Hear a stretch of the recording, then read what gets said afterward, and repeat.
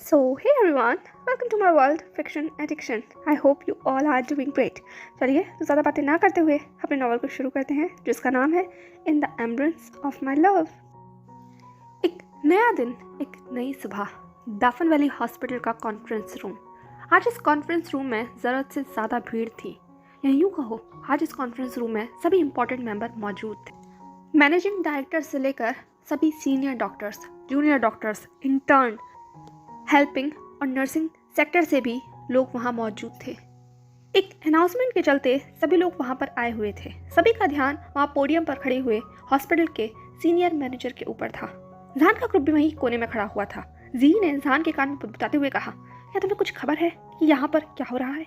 हर्षवान ने कहा, लगता है कुछ बॉम्ब गिरने वाला है। वैनिंग ने कहा, तुम हमेशा ऐसी ही बातें क्यों करते हो?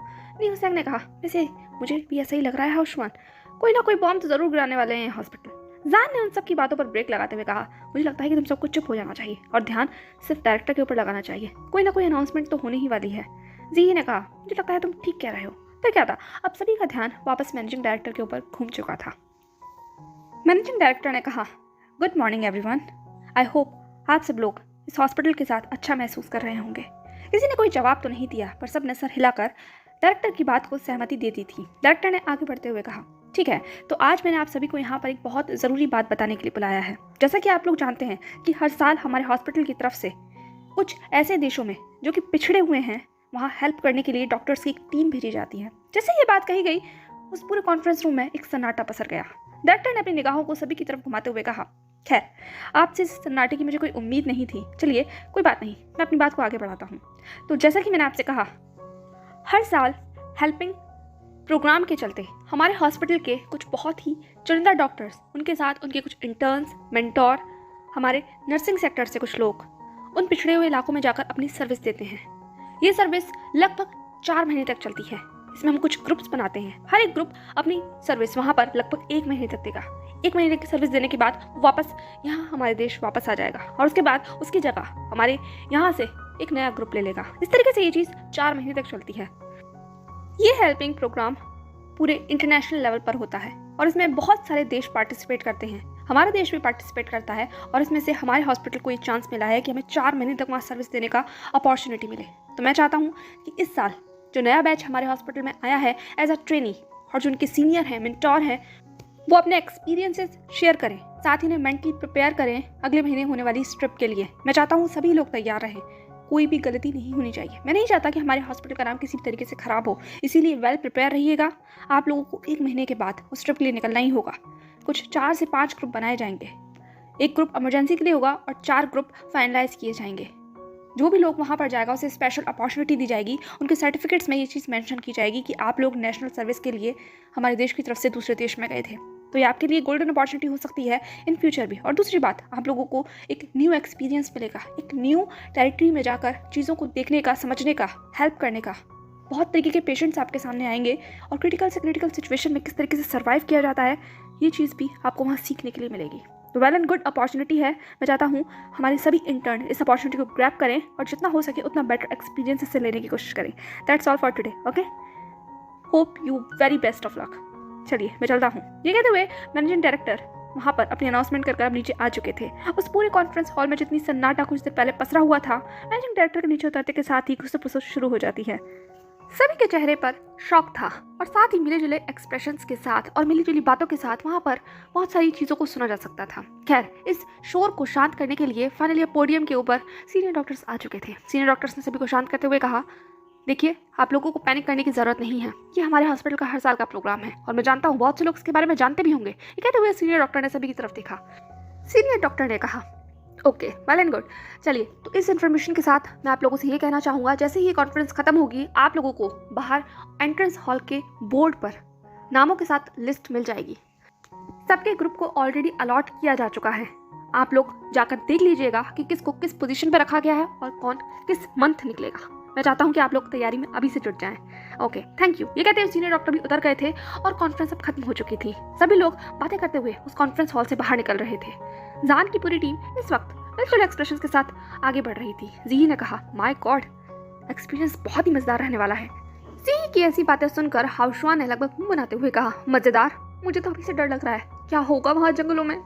मैंने सुना है वहाँ पर पानी की भी बहुत समस्या होती है, वहाँ लाइट नहीं होती, सोने के लिए गद्दे नहीं होते, एसी नहीं होता, और तो और ऐसी जगहों पे तो इंटरनेट कनेक्शन भी नहीं होता। कैसे रहेंगे हम, कैसे सरवाइव करेंगे without internet, without entertainment? My God, मैं नहीं जाना चाहता। काश मेरा नाम उस लिस्ट में हो ही ना। ये कहते हुए हाउसवान ने अपनी आंखों को बंद कर लिया था। उसकी ऐसी अजीब सी हरकतें देखकर और इतना रोना धोना सुनकर न्यू सैम ने लगभग मजाक उड़ाते हुए कहा, हाउसवान तुम डॉक्टर बनना ही क्यों चाहते हो? इससे बेहतर नहीं होगा कि तुम अपने फादर की कंपनी को ज्वाइन कर लो? उस मस्त सी कंपनी के अंदर तुम मस्त से अपने कैबिन में बैठोगे, एसी की हवा खाओगे, जैसा चाहो वैसा इंटरनेट चलाओगे, एंटरटेनमेंट के लिए भी तुम बहुत कुछ कर सकते हो।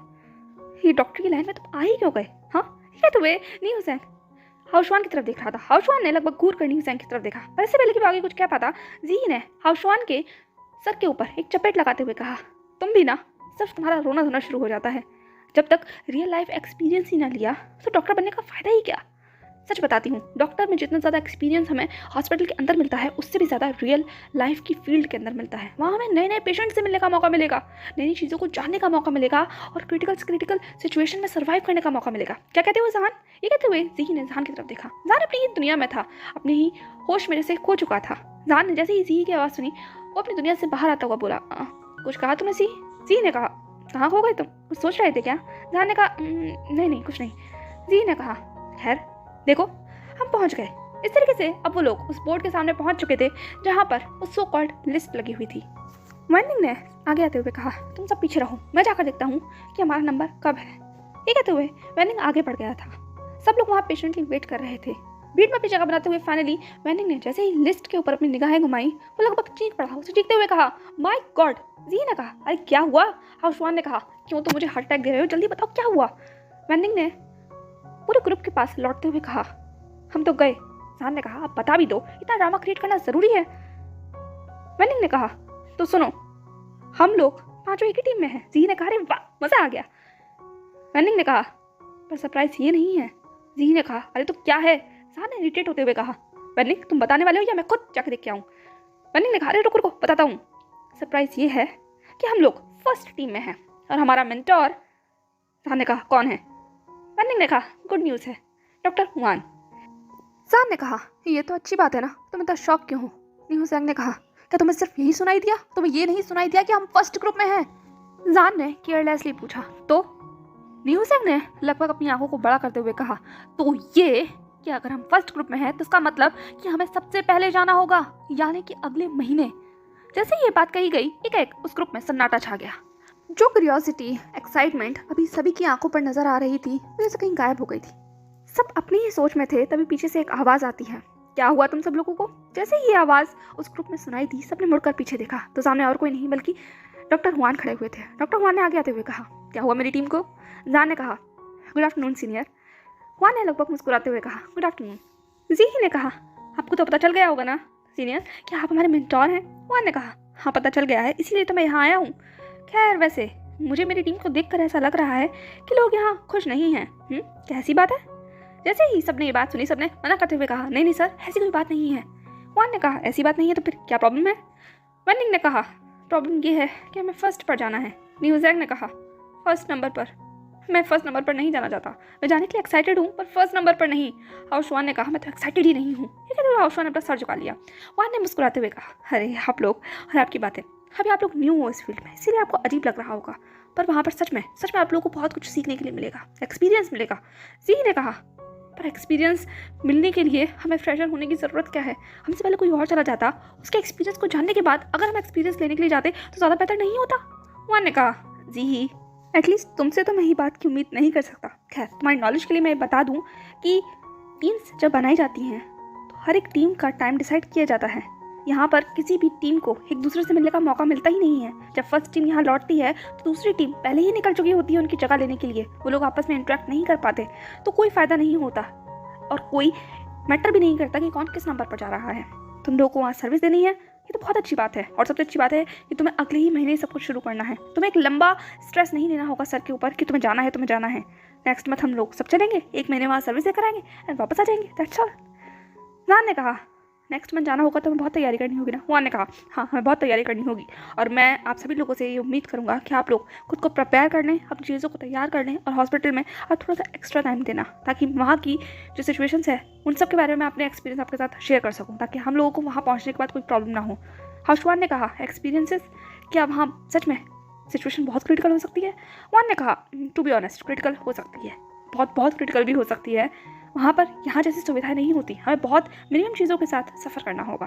तो इसीलिए उस ट्रेनिंग को हमें जल्द से जल्द कंप्लीट करना होगा ताकि हम खुद को मेंटली, फिजिकली और सबसे बड़ी इमोशनली प्रिपेयर कर सकें।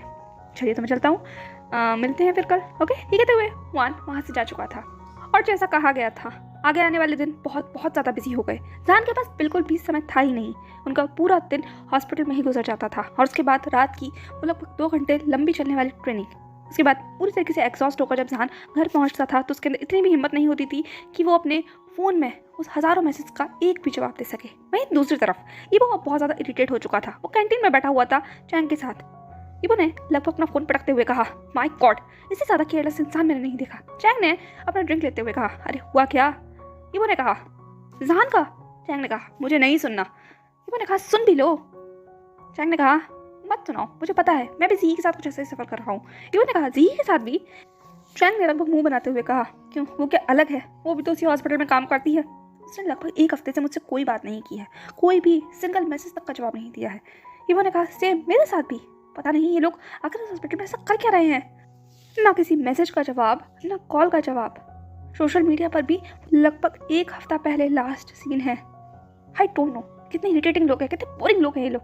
मैं सोशल मीडिया को अगर एक दिन भी ना खोलूँ ना तो मुझे ऐसा लगता है कि मैं तो गया। ठीक है तो वे ईबो अपनी ड्रिंक बहुत ही केयरलेसली पी रहा था। उसका चेहरा बता रहा था कि वो कितना ज़्यादा अनोइंग है। चैंग ने कहा तुम ही हो, तुम अपने आप को उन बिजी लोगों से कैसे कंपेयर कर सकते हो ईबो। ईबो ने कहा इस बात का क्या मतलब है। चैंग ने कहा कोई मतलब नहीं है, टाइम हो चुका है, जल्दी चलो। तुम्हें अपने डांस क्लब में नहीं जाना। ईबो ने अपने घड़ी में देखते हुए कहा ओ माय गॉड, भूल ही गया। चैंग ने कहा जल्दी चलो। ठीक है तो वे दोनों भागते हुए उस ऑडिटोरियम में आ गए थे। सभी डांस स्टूडेंट वहाँ पे ऑलरेडी इकट्ठा हो चुके थे। ईबो ने सबकी तरफ देखते हुए कहा अब यहाँ क्या हो रहा है। चैंग ने कहा लगता है कुछ अनाउंसमेंट होने वाली है।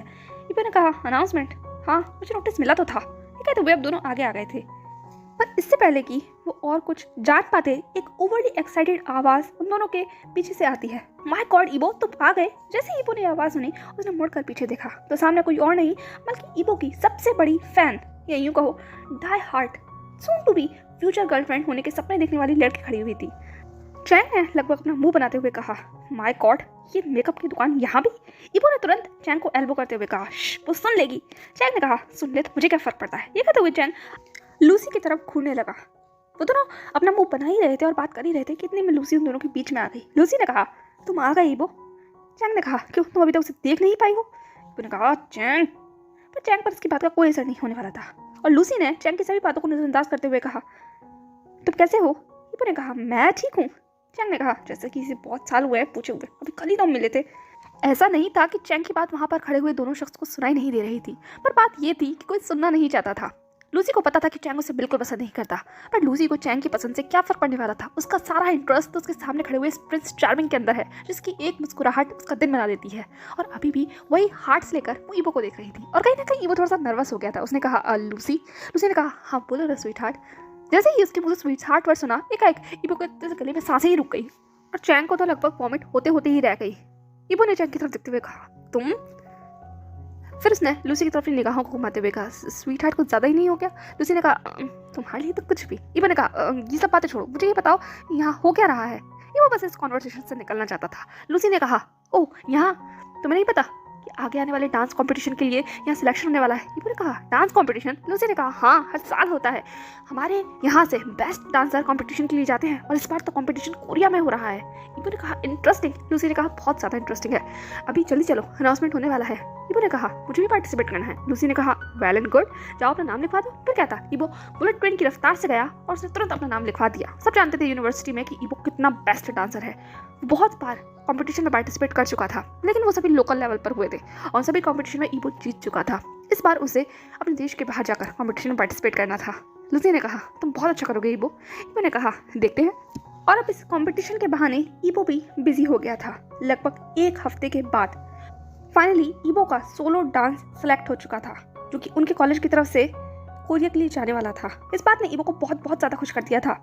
अगले एक हफ्ते में उसने इतनी ज़्यादा मेहनत की थी इस कंपटीशन के अंदर अपनी जगह बनाने के लिए, और आज जब उसे मिल गई थी तो उसकी खुशी कंट्रोल में नहीं आ रही थी। उसने चैंग को गले लगाते हुए कहा, चैंग मज़ा आ गया। चैंग ने कहा, हाँ मज़ा तो आ गया, पर अभी तुम सिर्फ कॉलेज लेवल से सिलेक्ट हुए हो, अभी तो कोरिया जाना बाकी है। ईबो ने कहा, उससे क्या फ़र्क पड़ता है, मैं तो यहाँ सेलेक्ट हो गई, ये भी मेरे लिए बहुत बड़ी बात है। तुम खुश नहीं हो मेरे लिए? चैंग ने कहा, हाँ हाँ हाँ मैं बहुत खुश हूँ। ईबो ने कहा, छोड़ो, मुझे ये बात सांगा को बतानी है। चैंग ने कहा, तुम फिर? ईबो ने कहा, मैंने उससे एक हफ्ते नहीं 2 हफ्ते से बात नहीं की है, मुझे नहीं बताना है, मुझे नहीं बताना है। कहते हुए वो चहकता हुआ तुरंत अपने फ़ोन को बाहर निकालकर जहान का कॉल डायल करने लगा। पर हर बीतते सेकंड के साथ जैसे कि इसकी एक्साइटमेंट कहीं हवा में ही गायब हो गई, और लगभग 10 मिनट के बाद लगातार कॉल डायल करते रहने के बाद भी जब कोई जवाब नहीं मिला तो ईबो की आंखों में लगभग आंसू ही आ गए थे। उसका चेहरा पूरी तरह से उतर चुका था। चैंग ने ईबो के कंधे पर हाथ रखते हुए कहा, क्या हुआ? ईबो ने चैंग की तरफ देखते हुए कहा, होना क्या है? उन्होंने फिर कॉल नहीं उठाया। चैंग ने कहा, कोई बात नहीं है, उसने कॉल नहीं उठाया, हम कल बात कर लेंगे, अभी हमें ड्रोम चलना चाहिए, मैं बहुत थक चुका हूँ ईबो, तुम्हारे आगे पीछे चक्कर लगाते हुए, और तुम भी थक गए होंगे। कंपटीशन में कितनी लोग की भीड़ थी, वहाँ पर परफॉर्मेंस देना आसान नहीं था, हम चले वापस अपने रूम पर। तो वह चैंग जाने लगा, पर ईबो अभी भी अपनी जगह पर ऐसे ही खड़ा हुआ था। चैंग ने ईबो की तरफ देखते हुए कहा, अब क्या? ईबो ने कहा, तुम्हें जाना है तो तुम जाओ, मैं नहीं जाऊँगा। चैंग ने लगभग इरिटेट होते हुए कहा, तुम नहीं जाओगे तो तुम कहाँ जाने वाले हो? ईबो ने कहा, मैं जा रहा हूँ हॉस्पिटल। ठीक है, तो ईबो आगे जाने लगा। चैंग ने कहा, हॉस्पिटल? ईबो ने कहा, हाँ हॉस्पिटल। चैंग ने कहा, पर क्यों? ईबो ने कहा, जवाब लेने। ठीक है, तो ईबो लगभग अपनी बाइक के पास पहुंच चुका था। चैंग ने कहा, किस चीज़ का जवाब चाहिए तुम्हें? आखिर कहाँ जा रहे हो? ठीक है, तो चैंग भी पूरी रुआनी सी आवाज़ लेकर ईबो के करीब आ गया था। वो बहुत ज़्यादा परेशान हो चुका था, उसके अंदर बिल्कुल एनर्जी नहीं थी इस वक्त किसी से भी दिमाग मारने की। ईबो ने कहा, मुझे जवाब चाहिए, आखिरकार मुझे इतना नजरअंदाज कर क्यों रहे हैं? इसीलिए मैं दाफन वैली हॉस्पिटल जा रहा हूँ जहानगा से मिलने। ठीक है, तो ईबो ने अपना हेलमेट पहन लिया था। उसकी आंखों में देखकर साफ कहा जा सकता था कि इस वक्त आर या पार, और चैंग कुछ भी नहीं कह सकता था। ईबो ने कहा, तुम्हें चलना है? चैंग ने कहा, जैसे कि मेरे पास और कोई चॉइस है। फिर क्या था? ईबो ने अपना एक हेलमेट चैंग को पास किया, और अब चैंग ईबो की बाइक पर बैठकर उस सफर के लिए तैयार हो चुका था जिस पर उसे ईबो ले जाने वाला था। रूल नंबर 1, किसी की कमी का एहसास होना। जब आप खुश हो तो अपनी खुशी को सिर्फ एक पर्सन के साथ बांटना, उसकी ना होने पर बेचैन महसूस होना, उसे अपने हर जगह महसूस करना, उसके साथ हंसना, उसके साथ रोना, उसकी कमी का 24 घंटे एहसास करना, उसके लिए अजीब महसूस करना, उसे देखने की इच्छा मन में उठना। ये सारे रूल्स नहीं थे जो चैंग ने ईबो को बताए थे, पर क्या ईबो इन सब चीज़ों को भूल गया है, या उसके दिमाग में ये सब चीज़ें आ नहीं रही? वो क्यों नज़रअंदाज कर रहा है कि इसका दिल उसे क्या इंडिकेट कर रहा है? पर इसके उलट वो तो अपनी ही धुन में, अपनी ही दुनिया में है, जिस दुनिया में वो इन सब चीज़ों को सुनना ही नहीं चाहता। वो तो बस इस वक्त सिर्फ उस एक शख्स के पास पहुंचना चाहता है जिसके पास उसकी इस बेचैनी का इलाज हो, और वो कोई और नहीं बल्कि इंसान है। ईबो अपनी ही धुन में था। आज उसने बाइक ज़रूरत से ज़्यादा तेज़ चलाई थी। चैंग के मना करने पर भी ईबो ने अपनी बाइक की रफ्तार को कम नहीं किया था, और आज वो पूरे रास्ते कुछ कह भी नहीं पाया। अपनी ही दुनिया में, अपनी ही जहन में जैसे कहीं खो गया था, और चैंग भी ज़्यादा कुछ कह नहीं रहा था। वो भी ईबो को पकड़कर इस सफ़र का मज़ा ले रहा था, क्या यूँ कहो यही को याद कर रहा था। फाइनली 1 घंटे का सफ़र आज ईबो ने लगभग आधे घंटे में तय कर लिया था। बाइक को वहीं पार्किंग में लगाते हुए अब दोनों नीचे उतर गए थे, और अपने कदमों को आगे बढ़ाते हुए वो उस बड़े से हॉस्पिटल के अंदर बस जाने ही वाले थे। चैंग ने कहा, तुम पक्का यहाँ जाना चाहते हो? ये कहते हुए चैंग इधर उधर देखने लगा। उसके चेहरे पर उसकी बेचैनी साफ दिखाई दे रही थी। ईबो ने कहा, क्यों? क्या हम कोई पुलिस स्टेशन जा रहे हैं जहाँ जाकर हमें रिपोर्ट दर्ज करवानी होगी? हम यहाँ हॉस्पिटल आए हैं, किसी से मिलने आए हैं, तुम्हें इतना परेशान होने की जरूरत नहीं, मैं बात कर लूंगा। ये कहते हुए ईबो गुस्से में आगे बढ़ गया। चैंग ने कहा, लगता है तुम्हारा मूड कुछ ज़्यादा ही खराब है। फिर क्या था? चैंग भी ईबो का पीछा करता करते ईबो तक पहुँच गया था। दोनों अब उस रिसेप्शन पर आकर रुक गए थे। ईबो ने अपने हाथों को वहीं उस डेस्क पर रखा और अपनी उस मोशनलेस आवाज़ में पूछा, मुझे जहानगा से मिलना है। जैसे ही ये अजीब सा सवाल उस शांति में रखा गया, लगभग सभी की आंखें बड़ी हो गईं। उस रिसेप्शनिस्ट ने अपना चेहरा उठाकर ईबो की तरफ देखा, और चैंग ने तो लगभग अपना सर पीट लिया था। चैंग ने ईबो की तरफ देखते हुए कहा, सीरियसली सीरियसली हर जगह जहानगा नहीं होता है, उसका नाम लो तभी तो वो नर्स तुम्हें बता पाएगी। उस रिसेप्शनिस्ट ने कहा, एक्सक्यूज मी सर। ईबो ने कहा, मुझे जहानगा से मिलना है। चैंग ने ईबो को पीछे करते हुए कहा, सॉरी ये मेरा फ्रेंड थोड़ा बेवकूफ़ है, एक्चुअली हमें विजान शाओ से मिलना है, वो इस हॉस्पिटल में इंटर्न है। उस रिसेप्शनिस्ट ने तुरंत कहा, ओह आप मिस्टर शाओ की बात कर रहे हैं, ऐसा कहना था ना। चैंग ने कहा, सॉरी फॉर द इनकन्वीनियंस। उस रिसेप्शनिस्ट ने कहा, कोई बात नहीं सर, मैं देख कर बता दी हूँ कि वो अभी किस रूम में उनकी ड्यूटी लगी हुई है। Just a minute sir. ये कहते हुए वो अपने सिस्टम में चेक करने लगी। चैंग ने ईबो की तरफ देखते हुए कहा, ऐसे पूछा जाता है। ईबो ने अपना मुंह बनाते हुए कहा, मुझे कोई फ़र्क नहीं पड़ता, मुझे सिर्फ इस वक्त जहानगा से मिलना है, मुझे बहुत गुस्सा आ रहा है चैंग। ये कहते हुए वो मुंह बनाकर इधर उधर देखने लगा। चैंग ने कहा, तुम्हारा कुछ नहीं हो सकता। उस रिसेप्शनिस्ट ने कहा, एक्सक्यूज मी सर। चैंग ने कहा, यस। उस लड़की ने कहा, सॉरी सर, अभी आप मिस्टर शाओ से नहीं मिल सकते। ईबो ने तुरंत आगे आते हुए कहा, क्यों नहीं मिल सकते? ईबो की ऐसी आवाज़ सुनकर वो रिसेप्शनिस्ट भी थोड़ा सा घबरा गई थी। उसने कहा, एक्चुअली वो अभी अपनी ड्यूटी पर है और इस वक्त उनसे मिलना मुश्किल होगा। ईबो ने कहा, पर मुझे अभी मिलना है। उस रिसेप्शनिस्ट ने कहा, I am really sorry sir, आप उनसे भी नहीं मिल सकते।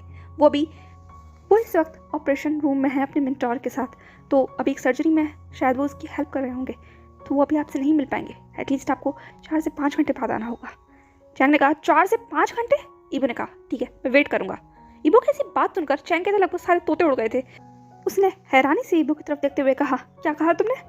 पर ईबो के चेहरे पर कोई भी एक्सप्रेशन नहीं था सिवाय एक रूडनेस के। उसने ठंडी आवाज में जवाब दिया, मैं वेट करूंगा। ये कहता हुआ वही बेंच पर जाकर बैठ चुका था उस रिसेप्शनिस्ट और चैंग को डम्बफाउंडेडली छोड़कर। उस रिसेप्शनिस्ट ने कहा, लगता है ऐसा कुछ ज़्यादा ही गुस्से में है। चैंग ने कहा, मुझे भी यही फील हो रहा है। आगे से आवाज़ आती है, वैसे आप लोग हैं कौन मिस्टर शाओ के? जैसे ही ये सवाल पूछा गया, चैंग एकाएक अपने ख्यालों से बाहर आ गया। उसने कहा, हाँ हम। उस रिसेप्शनिस्ट ने कहा, आप लोग कुछ ज़्यादा ही ईगर लग रहे हैं, सब कुछ ठीक तो है? चैंग ने कहा, हाँ सब कुछ ठीक है। हम उनके फ्रेंड हैं, आप ये कह सकती हैं। ये कहते हुए चैंग ऑकवर्ड सी मुस्कुराहट देता हुआ फाइनली ईबो के करीब आकर बैठ चुका था। पर ईबो के चेहरे के ऊपर तो कोई एक्सप्रेशन का बदलाव नहीं आया था। चैंग ने कहा, एक बार फिर सोच लो यार, कौन 4 से 5 घंटे यहाँ बैठकर इंतजार करेगा? ईबो ने कहा, तुम चाहो तो तुम जा सकते हो। चैंग ने कहा, सीरियसली? मुझे कॉलेज से यहाँ लाने के बाद तुम ये कह रहे हो कि मैं चाहूँ तो जा सकता हूँ? ईबो ने कहा, तुम्हें बैठना है तो बैठो, नहीं बैठना तो जहाँ जहाँ जाते हो चली जाओ। ये कहते हुए ईबो बहुत रूड साउंड कर रहा था। चैंग ने कहा, ईबो तुम्हें पता है ना, तुम बहुत ज़्यादा जिद्दी हो। मेरे पास कोई चॉइस ही नहीं है, मुझे यहाँ बैठ कर इंतजार करना ही पड़ेगा। तुम और तुम्हारी ये स्टबर्ननेस कभी कभी मुझे बहुत इरिटेट करती है। चैंग पड़पड़ा रहा था, पर ईबो पर इस बात का कोई असर नहीं हो रहा था। वो तो बिल्कुल किसी आइटम बॉम्ब की तरह इस वक्त वहाँ बैठा हुआ था, जिसके अंदर बस एक चिंगारी की देर है और वो फट जाएगा, गुस्से से बिल्कुल लबरेज। फाइनली जैसा कहा गया, लगभग 4 से 5 घंटे ऐसे ही बीत गए। चैंग इधर उधर घूमता रहा। उसने कैंटीन जाकर अपने लिए कॉफ़ी भी ली, पर ईबो ने कुछ नहीं लिया। जब भी वो जिद करता था और जिद पर उतर आता था, तो ईबो बिल्कुल ऐसा ही बन जाता था, अपनी पर्सनैलिटी से बिल्कुल ऑपोजिट, एक रूड पर्सन, एक कोल्ड पर्सन। और अभी वो इस वक्त वहाँ बैठा हुआ बिल्कुल वैसा ही लग रहा था। एक हैंडसम हंक दूसरे हैंडसम पर्सन का इंतजार कर रहा है, ये खबर उस हॉस्पिटल में ना घूमे, ऐसे कैसे हो सकता है? इस वक्त सभी नर्सों की निगाहें ईबो के ऊपर आकर टिक गई थी। आखिरकार वो इतना ज़्यादा डैशिंग जो लग रहा था। सब अपनी अपनी बातें एक दूसरे से कह रही थी। एक नर्स ने दूसरी नर्स के कान में बताते हुए कहा, माय गॉड, इतना ब्यूटीफुल, इतना ज़्यादा हैंडसम लड़का यहाँ कर क्या रहा है? उस दूसरी नर्स ने कहा, अरे ये मिस्टर शाओ से मिलने आया है, हमारे दूसरे हैंडसम प्रिंस से। उसने कहा, माय गॉड, दोनों कितने हैंडसम हैं। ऐसे ही पूरी खबर उस हॉस्पिटल में आग की तरफ फैल चुकी थी। सब स्टाफ इस वक्त यही बातें कर रहा था, और करे भी क्यों ना। आखिरकार ईबो को इंतजार करते करते पूरे 4 से 5 घंटे जो हो गए थे। फाइनली उस रिसेप्शनिस्ट ने ईबो की तरफ आगे आते हुए कहा, सर। चैंग ने कहा, क्या हुआ? ईबो ने कहा, उस रिसेप्शनिस्ट ने कहा, मिस्टर शाओ की सर्जरी कंप्लीट हो गई है, आप चाहो तो उनसे फ्लोर नंबर 4 पर जाकर मिल सकते हैं। ईबो ने कहा, फ्लोर नंबर 4? उस रिसेप्शनिस्ट ने कहा, जी सर, आप इस साइड से लिफ्ट ले सकते हैं, आपको फ्लोर नंबर 4 पर रूम नंबर 312 में मिल जाएंगे। ईबो ने कहा, ओके। फिर क्या था? बुलेट ट्रेन की रफ्तार से चैंग और ईबो दोनों उस लिफ्ट में दाखिल होते हैं और फ्लोर नंबर 4 के लिए बटन प्रेस कर देते हैं। अब फ्लोर नंबर 4। जान इस वक्त वो सर्जरी रूम से बाहर आ गया था। उसके साथ वेंचाओ था। वेंचाओ ने जान की तरफ देखते हुए कहा, आज मैंने काफ़ी अच्छा परफॉर्म किया। जान ने कहा, थैंक यू सर। वेंचाओ ने कहा, जान एकदम से अपने हाथ धोते धोते रुक गया। उसने कहा, जी कुछ और कहना है आपको? वेंचाओ ने जान के करीब आते हुए कहा, क्या तुम मेरे साथ आज डिनर पर चलना चाहोगे? एक जान की पूरी बॉडी से स्टिफ हो गई। उसने वेंचाओ से थोड़ी सी दूरी बना ली, पर वेंचाओ कहाँ पीछे हटने वाला था, वो तो जान के और ज्यादा करीब आ गया। उसने जान के लगभग हाथों को पकड़ते हुए कहा, मैं कहता हूँ मेरे साथ चलो। जान ने अपना हाथ छुड़ाते हुए कहा, मुझे कहीं नहीं जाना। वेंचाओ ने कहा, क्यों? हम लोग तो अच्छा डिनर करेंगे, वैसे भी तुम कितने टाइम से मुझे इग्नोर कर रहे हो, चल चलते हैं ना। ये कहते हुए वेंचाओ बस जान को लेके ही जाने वाला था, तभी पीछे से एक आवाज आती है, विजान शाओ। जैसे ही ये आवाज जान के कानों में पड़ी, एक उसकी पूरी बॉडी से स्टिफ हो गई हो, वो भी जरूरत से ज्यादा। जान ने तुरंत अपनी निगाहों को पीछे घुमाकर देखा तो सामने कोई और नहीं बल्कि ईबो खड़ा हुआ था। वो भी गुस्से से पूरी तरीके से तमतमाया हुआ। उसके चेहरे पर वो गुस्सा जान को एक अजीब सा महसूस कराने के लिए काफी था। सो हे एवरीवन, कैसा लगा आपको आज का चैप्टर बड़े इंटरेस्टिंग पॉइंट पर आकर रुक गया। कल क्या होने वाला है? फाइनली ईबो का इतना गुस्सा, तमतमाता हुआ चेहरा और जान की वो अजीब सी क्रिटिकल सिचुएशन, ऊपर से वेंचाओ भी वहाँ पर मिर्च मसाला लगाने के लिए तैयार है। कल देखना बेहद दिलचस्प होगा कि इन तीनों का जब सामना होगा तो सिचुएशन क्या रूप लेगी, क्या मोड़ लेगी और ये कॉन्वर्सेशन कहाँ जाकर खत्म होगी। चलिए तो मिलते हैं नेक्स्ट पार्ट में। तब तक के लिए stay safe, stay happy, follow for more.